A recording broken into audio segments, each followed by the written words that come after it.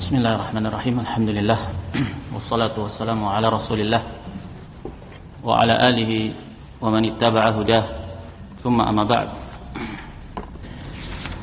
Melanjutkan kajian kita terhadap kitab karya Al-Imam Adz-Dzahabi rahimahullahu taala yang berjudul Al-Kabair, yaitu dosa-dosa besar. Kita telah selesai dalam pembahasan berkaitan dengan dua dosa besar.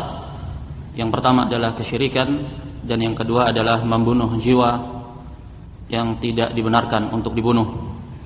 Kita masuk sekarang dalam poin yang ketiga, Al-Kabiratus Tsalitsah, dosa besar yang ketiga, yaitu permasalahan berkaitan dengan sihir. Baik. Berkata Al-Imam Adz-Dzahabi rahimahullahu taala, Al-Kabiratus Tsalitsah, dosa besar yang ketiga, as-sihru, yaitu sihir. Li'anna as-sahira la budda wa an yakfura. Seorang penyihir itu sudah pasti dia terjatuh dalam kekufuran. Sihir itu ada dua jenis. Yang pertama, sihir dengan melakukan isti'anah, meminta bantuan, meminta pertolongan, merendahkan diri kepada syaitan. Pemutlakan nama sihir dimaksudkan dengannya adalah bentuk isti'anah, permintaan tolong terhadap syaitan, dan itu adalah kekufuran. Jenis yang kedua dari sihir, dia dinamakan sihir, tapi pada hakikatnya dia bukan sihir. Hanya saja berlaku urf di kalangan masyarakat ma'ruf di Arab bahwasanya hal tersebut diistilahkan dengan sihir, berupa meracik ramuan-ramuan dari bahan-bahan baik itu herbal atau tanaman atau yang semakna dengan itu, di mana ramuan-ramuan tersebut dapat memberikan dampak secara kesehatan, dampak secara menyebabkan sakit atau kematian dan yang semakna dengan itu. Diistilahkan juga dengan sihir secara urf, secara penggunaan di sebagian orang Arab. Dan sihir yang dimaksudkan dalam pembahasan ini adalah sihir yang konsekuensi hukumnya adalah kekufuran.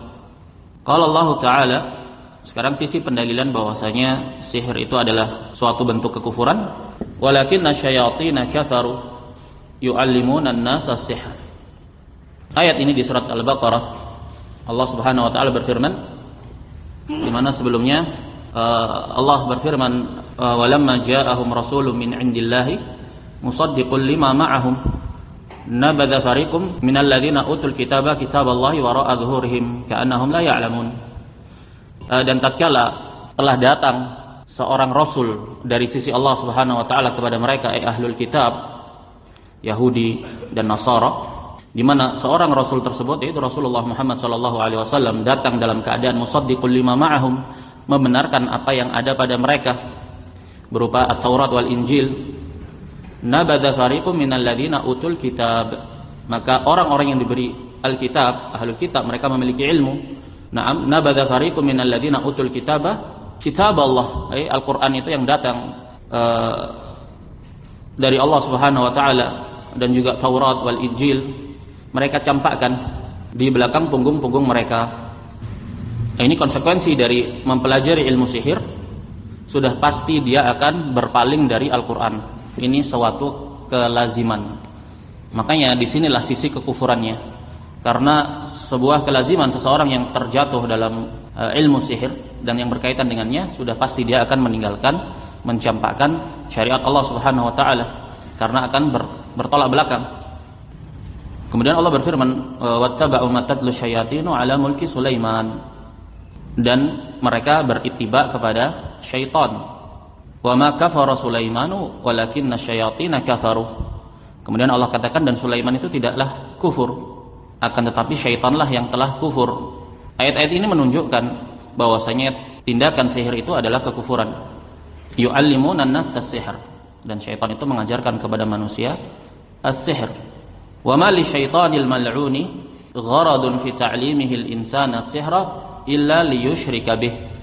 Dan syaitan yang terlaknat tidaklah memiliki tujuan dalam mengajarkan kepada umat manusia itu sihir, kecuali untuk satu tujuan puncak, yaitu agar manusia itu mempersekutukan Allah Subhanahu wa taala. Berupa apa tindak kesyirikan? Karena ketika seseorang itu mempelajari ilmu sihir, sudah pasti dia akan menyekutukan Allah Subhanahu wa taala dalam hal ketaatan. Dia akan taat, dia akan tunduk memenuhi hajat permintaan dari syaitan tersebut, agar syaitan mengajarkan kepadanya ilmu sihir. Nah, ketundukan dia terhadap syaitan itu dan bentuk isti'anah, permintaan tolong mereka kepada syaitan adalah tindak kesyirikan. Wa qala Allah Ta'ala an Harut wa Marut, dan di antara sisi pendalilan yang menunjukkan bahwasanya sihir itu adalah kekufuran, Allah Subhanahu wa taala berfirman masih dalam ayat yang sama, wa ma yu'allimani min ahadin hatta yaqula innama nahnu fitnatun fala takfur. Ketika Allah Subhanahu wa taala mengutus Harut dan Marut, dua orang malaikat, di mana malaikat ini diturunkan kepada manusia dalam rangka untuk ibtila, menguji manusia. Jadi umat manusia ini diuji oleh Allah Subhanahu wa taala dengan perintah dan larangan. Allah ciptakan iblis, Allah takdirkan iblis itu kufur dan tugasnya adalah menyesatkan umat manusia. Allah ciptakan surga, Allah ciptakan neraka. Tujuannya adalah untuk memberikan ujian bagi umat manusia. Allah tetapkan sesuatu yang halal dan Allah tetapkan sesuatu yang haram. Kenapa haram tapi diciptakan? Untuk memberikan ujian kepada manusia. Allah Subhanahu wa taala berfirman di dalam surat Al-An'am, "Wa huwa alladzi ja'alakum khala'ifal ard." Dan Allah lah yang telah menjadikan kalian itu sebagai khalifah di muka bumi. Wa rafa'a ba'dakum fawqa ba'din darajat. Allah melebihkan sebagian kalian dengan sebagian yang lain beberapa derajat, dibeda-bedakan. Ada yang mukmin, ada yang kafir, ada yang kaya, ada yang miskin, ada yang baik, ada yang jelek, dan yang selain daripada itu. Apa tujuannya? Allah perintahkan juga perintah-perintah dan Allah tetapkan larangan-larangan. Allah jadikan sesuatu itu halal, Allah jadikan sesuatu itu haram. Allah katakan liyabluwakum fima atakum, agar Allah itu menguji kalian atas apa-apa yang telah dianugerahkan kepada kalian. Kemudian Allah katakan inna rabbaka sari'ul iqab, dan sesungguhnya Rabbmu itu maha cepat dalam melakukan perhitungan. Wa innahu laghafurun rahim, dan sesungguhnya Allah itu maha pengampun lagi maha penyayang. Allah maha cepat perhitungannya dalam menghukum bagi mereka-mereka yang gagal dalam menghadapi ujian, dan Allah juga maha mengampuni dan maha menyayangi bagi mereka-mereka yang berhasil dalam menghadapi ujian. Hal ata 'alal insani hinun minad dahri lam yakun syai'an madhkura inna khalaqnal insana min nutfatin amsyajin nabtalih faja'alnahu sami'an basira. Allah jelaskan penciptaan manusia di situ, kemudian Allah bekali dengan pendengaran dan penglihatan. Diciptakan dari mani yang terpancar, tujuannya adalah untuk agar Allah itu menguji umat manusia. Begitu pula dalam permasalahan ini Allah turunkan malaikat menguji manusia dengan sesuatu yang diharamkan oleh Allah Subhanahu wa taala, yaitu sihir, mempelajari ilmu sihir. Makanya Allah katakan wa ma yu'allimani min ahadin. Dua malaikat yang diutus oleh Allah Subhanahu wa taala tadi menjelma berwujud menjadi sosok manusia, mengatakan kepada setiap manusia yang datang kepada mereka untuk meminta belajar ilmu sihir, mereka senantiasa memberikan peringatan, innama nahnu fitnatun, kami ini sesungguhnya hanyalah fitnah, ujian bagi kalian. Kami diturunkan untuk sesuatu yang diharamkan. Fala takfur, maka jangan kalian kufur. Fayata'allamuna minhuma ma yufarriquna bihi bainal mar'i wa zawjih. Orang-orang manusia mempelajari ilmu dari keduanya, malaikat tadi, apa-apa yang itu dapat memisahkan, menceraikan antara seseorang dengan pasangannya. Walaqad 'alimu laman ishtarahu ma lahu fil akhirati min khalaq. Sampai di kelanjutan ayat, mereka semua itu yang mempelajari ilmu sihir sungguh telah mengetahui bahwasanya siapa saja yang memutuskan untuk mempelajari ilmu sihir setelah datang padanya peringatan bahwasanya itu adalah fitnah, tidak boleh kalian langgar. Mereka tahu konsekuensi mempelajari ilmu sihir itu adalah kekufuran. Makanya Allah katakan walaqad 'alimu, dan sungguh benar-benar mereka telah mengetahui siapa saja yang mencoba-coba mempelajari ilmu sihir, malahu fil akhirati min khalaq, dia di akhirat nanti tidak ada bagiannya, tidak ada nasibnya. Maksudnya dia tidak memiliki nasib di surga. Ayat ini menunjukkan bahwasanya mempelajari ilmu sihir adalah kekufuran. Fatara khalqan katsiran min ad-dullali yadkhuluna fi sihri wa yadunnuna annahu haramun faqat. Katanya Imam Adz-Dzahabi rahimahullah, banyak dari manusia itu, dari kalangan orang-orang yang sesat, mereka mempelajari ilmu sihir atau mempraktekkan praktek-praktek sihir dalam keadaan mereka mengira bahwasanya itu hanyalah suatu perkara yang diharamkan saja. Konsekuensinya hanya haram, dosa besar, bukan berkonsekuensi kekufuran. Wa ma yash'uruna annahu al-kufur. Mereka tidak menyangka kalau itu adalah suatu tindak kekufuran. Fa yadkhuluna fi ta'allumi as-simiya'i wa 'amaliha wa hiya mahdhus sihr. Yang banyak terjadi di masa Al-Imam Adz-Dzahabi rahimahullah di kurun waktu 7 abad Hijriyah hingga 8 abad Hijriyah, banyak menjamur di kalangan kaum muslimin praktek-praktek mempelajari simia. Simia itu sejenis raja-raja, rumusan-rumusan yang ditulis di atas kertas, di atas kulit, di atas batu, di atas apa saja, yang berupa raja-raja dan rumusan-rumusan yang tidak dipahami, dan mereka mengamalkan itu, dan dihukumi oleh Imam Adz-Dzahabi yang demikian itu mahdhus sihr, adalah kesihiran yang murni, yang sebenar-benarnya. Wa fi aqdil mar'i an zaujatihi wa huwa sihr, dan juga bentuk tindakan mengikat seseorang dengan istri atau suaminya. Apa ini kalau di kita? Pelet. Naam. Ilmu pelet, dan itu adalah sihir. Wa fi mahabbati zauji limra'atihi wa fi bughdhiha wa bughdhihi. Naam. Mempraktekkan praktek-praktek pelet yang menyebabkan seseorang itu menjadi begitu tergantung terhadap pasangannya dengan ketergantungan yang di luar batas yang sifatnya wajar. Misalkan suami istri, sesuatu yang rasa cinta dan kasih sayang di antara keduanya ini ada dalam batasan-batasan yang wajar. Nggak mungkin suami sampai kemudian menyembah istrinya atau istri sampai menyembah suaminya, kan nggak mungkin. Kecintaan yang sifatnya tabi'i, yang naluri, manusiawi. Adapun praktek-praktek pelet seperti itu, ini menyebabkan seseorang itu menjadi sangat bergantung terhadap pasangannya dengan ketergantungan yang di luar batas wajar, atau membuat saling benci antara suami dan istri. Wa ashbaha dzalik bi kalimatin majhulatin aktsariha syirkun wa dhalal, di mana kebanyakan itu mereka menggunakan jampi-jampi, bacaan-bacaan yang tidak diketahui maknanya, dan kebanyakan adalah bentuk kesyirikan dan kesesatan, menyebutkan nama-nama jin atau menyebutkan penistaan-penistaan terhadap syariat. Kebanyakannya datang dalam lafaz-lafaz seperti itu, dan ini termasuk pembatal keislaman, sebagaimana dijelaskan oleh Syekh Muhammad bin Abdul Wahhab rahimahullah dalam risalah beliau Nawaqidul Islam, di pembatal keislaman yang ketujuh, yaitu as-sihr, sihir. Dan di antara bentuk-bentuk sihir dijelaskan oleh Syekh di dalam risalahnya tersebut, as-sarfu wal 'athf. As-sarf, tindakan memalingkan, menghadirkan rasa kebencian di antara pasangan, atau al-'athf, membuat ketergantungan antar sesama pasangan, pelet. Nah, kemudian setelah Al-Imam Adz-Dzahabi menjelaskan bahwasanya hukum mempelajari sihir itu adalah kekufuran, kufur akbar, mengeluarkan pelakunya dari al-Islam, dan konsekuensinya adalah kemurtadan, beliau mengatakan kemudian haddus sahir, konsekuensi hukuman yang berlaku di dunia bagi pelaku sihir, disebutkan di sini yaitu al-qatlu, hukuman mati. Lalu kenapa? Li'annahu kafara billahi aw dara al-kufra.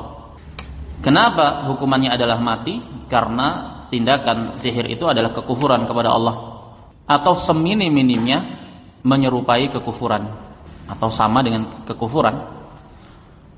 Qala Nabi sallallahu alaihi wasallam ijtanibus sab'al mubiqat.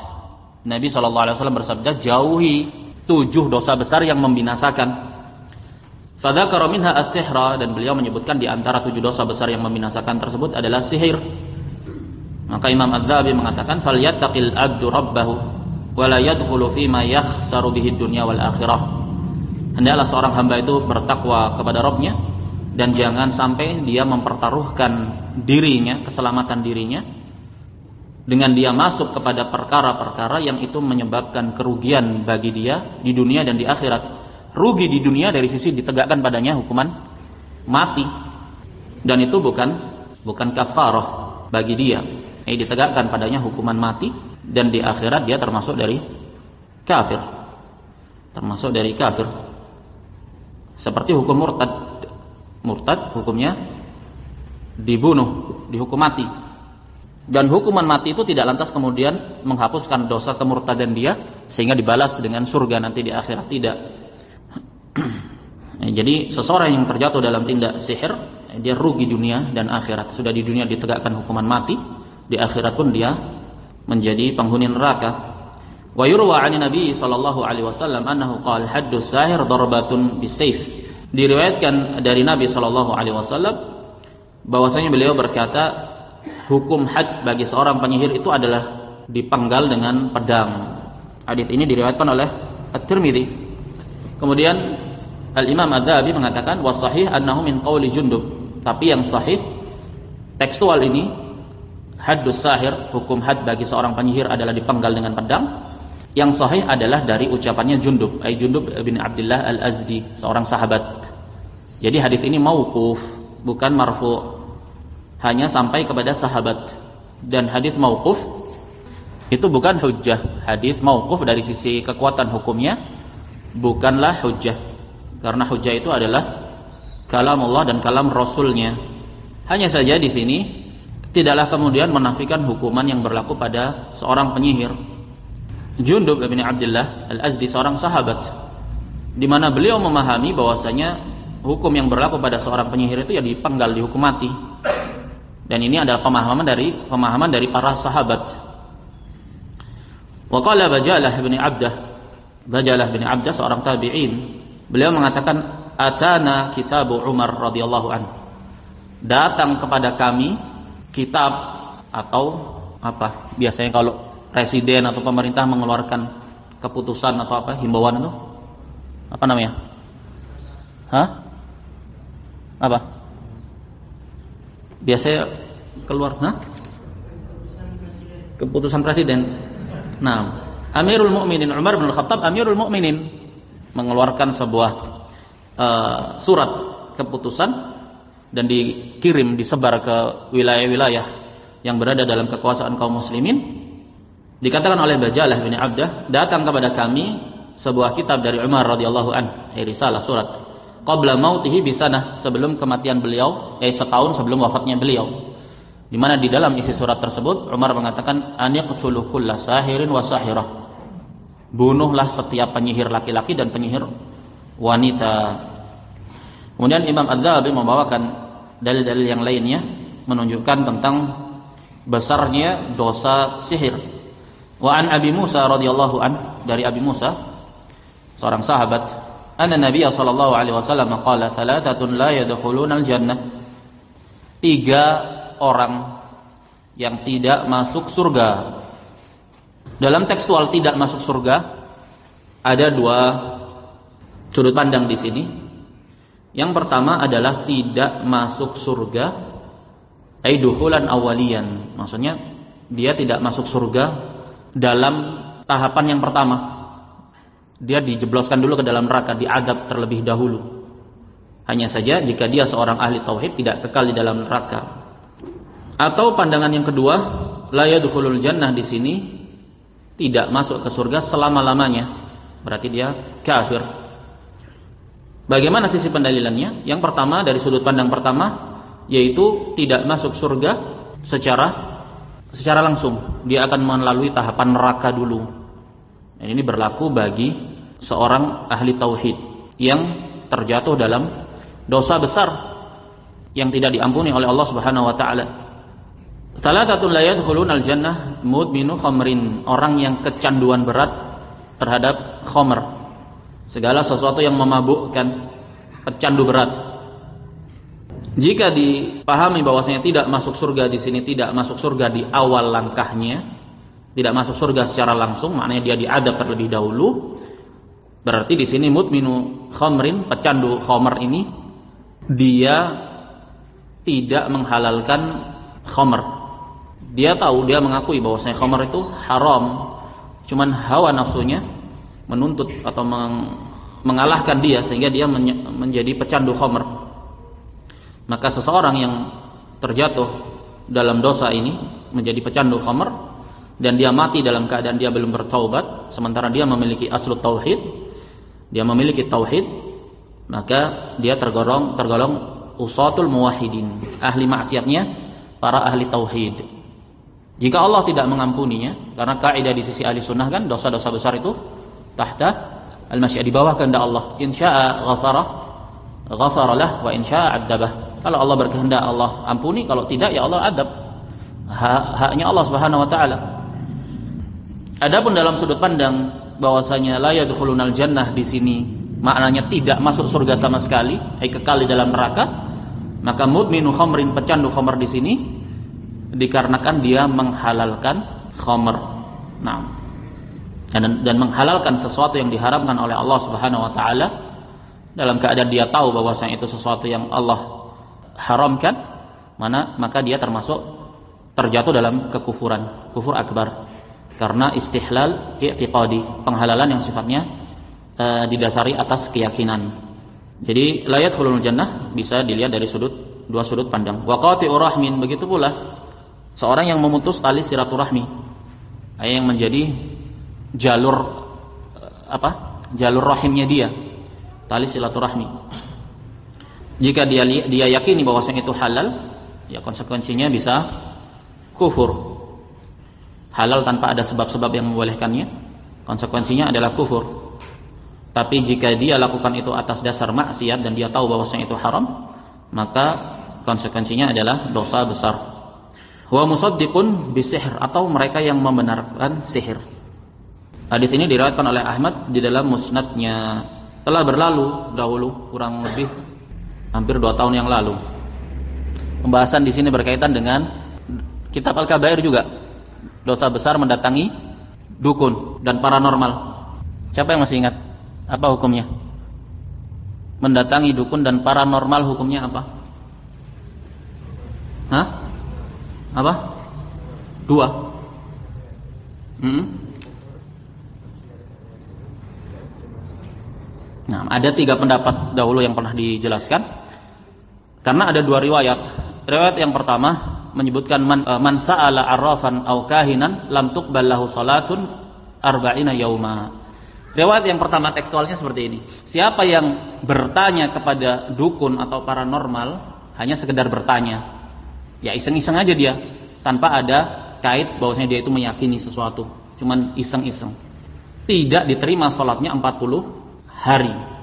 Tekstual riwayat ini menunjukkan bahwasanya orang yang melakukan tindakan yang demikian tidak terjatuh dalam kekufuran, masih mukmin. Dari sisi apa?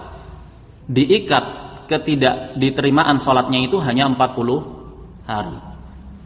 Maknanya di hari yang ke-41 jika dia melakukan salat, dan harus dia melakukan salat, maka diterima salatnya. Maka pembatasan 40 ini menunjukkan bahwasanya pelakunya tidak terjatuh dalam kekufuran kufur akbar.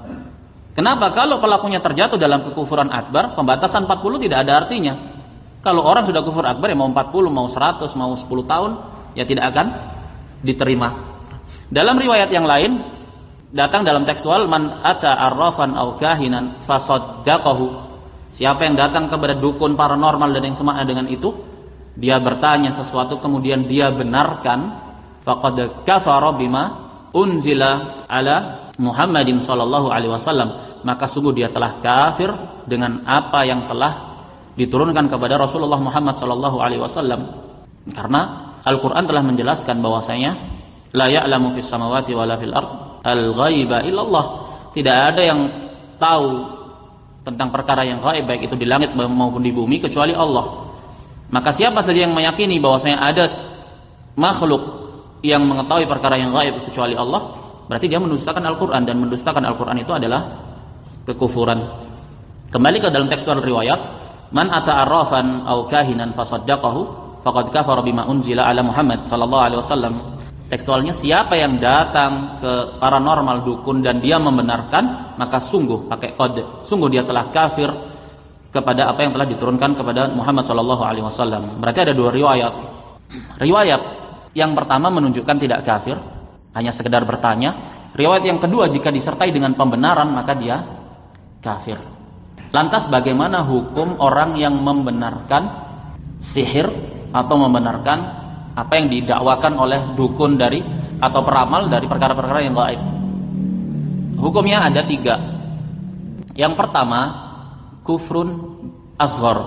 Dia kufur.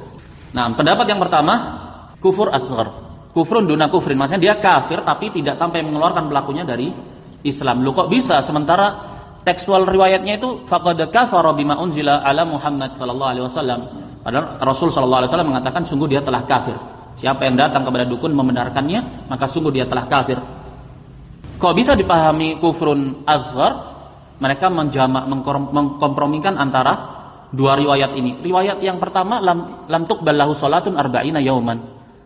Tidak diterima salatnya 40 malam. Berarti kalau begitu, hadis ini dan hadis ini dijamak, dipahami bahwasanya orang yang membenarkan sihir dia kufur, tapi kufurnya bukan kufur akbar, dan tetap berlaku hukum tidak diterima salatnya selama 40 hari. Jelas? Yang kedua, para ulama berpendapat bahwasanya membenarkan sihir itu kufur akbar, yang mengeluarkan pelakunya dari Islam, murtad. Dalilnya apa ya? Dalilnya riwayat tersebut. Faqad kafara bima unzila ala Muhammad sallallahu alaihi wasallam. Sungguh dia telah kafir. Dan pengitlakan lafaz kufur dalam tekstual syariat selalu kebanyakannya yang dimaukan dengannya adalah kufur akbar. Begitu. Jadi membenarkan sihir di atas pendapat yang kedua, hukumnya kufur akbar berdasarkan dalil. Yang ketiga, tawakuf. Tawakuf itu apa? Abstain. Tidak mengatakan kufur asghar, tidak mengatakan kufur akbar. Terus gimana? Ya kufur. Kenapa? Karena Rasul sallallahu alaihi wasallam memutlakkan faqad kafara, sungguh dia telah kafir, tanpa merinci apakah dia kufur asghar atau kufur akbar. Tidak perlu kita katakan kufur asghar agar orang-orang itu tidak menggampang-gampangan, bermudah-mudahan. Tidak perlu kita katakan juga kufur akbar agar kita juga tidak terjatuh dalam kesalahan dalam menetapkan hukum. Naam, tawakuf. Begitu. Jadi ada 3 pendapat. Maka di atas hadis ini, wa musaddiqun bis-sihr, kalau mau dipahami la yadkhulunal jannah, tidak masuk surga dari 2 sudut pandang. Yang pertama apa? Tidak masuk surga secara langsung, berarti dia membenarkan sihir termasuk kufur asghar. Diadab terlebih dahulu kemudian dia dimasukkan ke dalam surga. Kalau mau dipahami la yadkhulunal jannah itu abadi, berarti dia enggak masuk surga, kekal di neraka, berarti musaddiqun bis-sihr di sini itu kufur akbar. Bisa dipahami ya? Wa an Ibnu Mas'ud radhiyallahu anhu marfu'ah, dan dari Ibnu Mas'ud radhiyallahu anhu marfu'an. Kalau ada marfu'an berarti dia sampai kepada Nabi, disandarkan kepada Nabi sallallahu alaihi wasallam. Ar-ruqa wa tamaim wa tiwalah syirkun.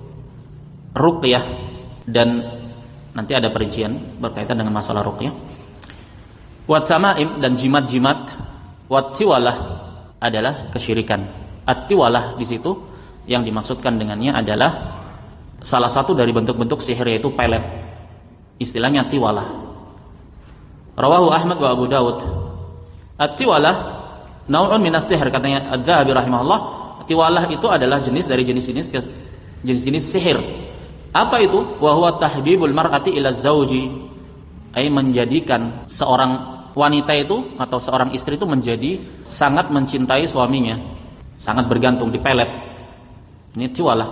Dan dalam hadis dikatakan syirkun. Wa tamimah, adapun tamimah kharzah taruddul ain, dia adalah sebuah jimat, apapun itu bentuknya ya. Jimat kan banyak itu bentuknya. Baik itu tali, baik itu kalau biasanya di bayi-bayi itu peniti. Di peniti ya. Pakai peniti dikasih bawang putih, jahe atau semakna dengan itu. Naam. Hah? Bawang. Apa itu telinga bawang? Intinya untuk tarudul ain, untuk menolak ain. Nah, biar bayinya nggak sakit, biar bayinya nggak rewel, biar nggak terkena bala, biar tidak disengat hewan yang beracun. Nah, ini bentuk-bentuk tamimah, dan itu adalah kesyirikan. Dan rinciannya apakah dia syirik asghar atau syirik besar, ada rinciannya di dalam pembahasan yang berkaitan dengan jimat-jimat. Taib, kita sudah habis kan ya? Ya udah, kita cukupkan dulu sampai di sini berkaitan dengan kajian pada malam hari ini. Jadi kesimpulannya bahwasanya disebutkan oleh Imam Adz-Dzahabi rahimahullah bahwasanya sihir itu hukumnya kufur. Dan hukuman yang berlaku di dunia bagi pelaku sihir adalah hukuman mati, dan yang berhak menegakkan hukuman mati tersebut adalah waliul amr, pemerintah yang mengurusi urusan kaum muslimin. Naam. Kita cukupkan sampai di sini. Wassallallahu wasallam ala nabiyyina Muhammad wa ala alihi wa sahbihi ajma'in. Subhanakallahumma wa bihamdika asyhadu an la ilaha illa anta astaghfiruka wa atubu ilaik.